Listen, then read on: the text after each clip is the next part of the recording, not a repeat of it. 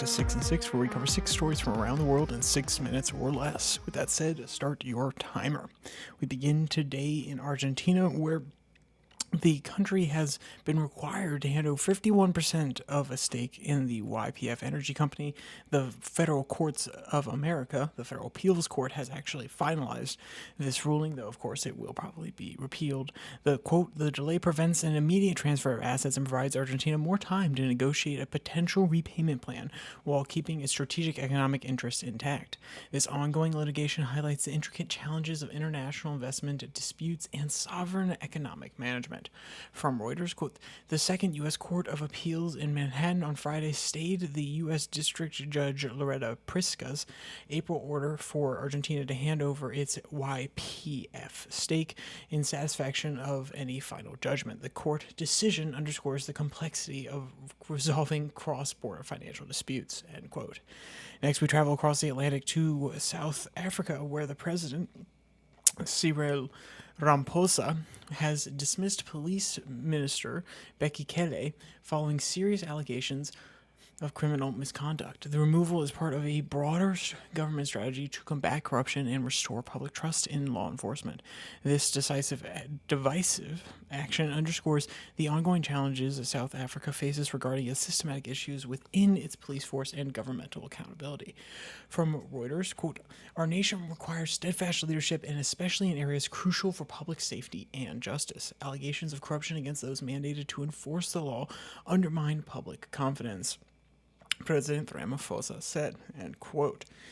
Next, we travel back into the Caribbean, aka the Gulf of Mexico, or Gulf of America, depending on who you ask, to Cuba, where their economy has been experiencing a significant downturn over the past 5 years, driven by complex mixes of internal and external challenges. The U.S. embargo, COVID-19, and structural economic inefficiencies have severely impacted key sectors, particularly tourism.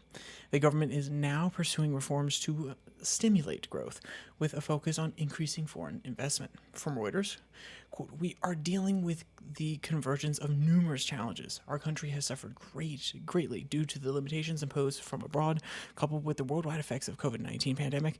However, internal inefficiencies cannot be overlooked and must be addressed with urgency, Cuban economic minister said, end quote. And next we travel to Asia, where Hong Kong is dealing with its own fight. 12 Hong Kong activists have filed appeals against their convictions in the prominent 47 Democrats case, a legal battle symbolizing Beijing's crackdown on pro-democracy voices. The case stems from unauthorized protests during the 2019 anti-government demonstrations and represented a critical test of Hong Kong's judicial autonomy. From Reuters, quote, the initial trial and subsequent conviction of these activists from a significant chapter of Hong Kong's struggle over political freedoms. Critics argue that these legal proceedings demonstrate the erosion of the autonomy promised under the one country, two systems framework. The appeals are not merely procedural, but symbolic of the broader battle for civil society and political dissent, end quote.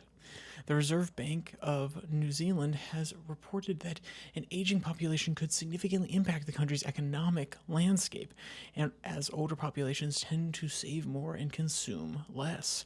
From Reuters, quote, the aging population in New Zealand is not just a matter of increasing numbers of retirees, but it involves changes in financial behaviors and priorities. Old people tend to save more, spend less, which could result in shifts across various economic sectors and potentially slow economic growth as a whole, end quote. And finally, we travel all the way across the globe to Europe, where Italy is now facing some unraveling of its own.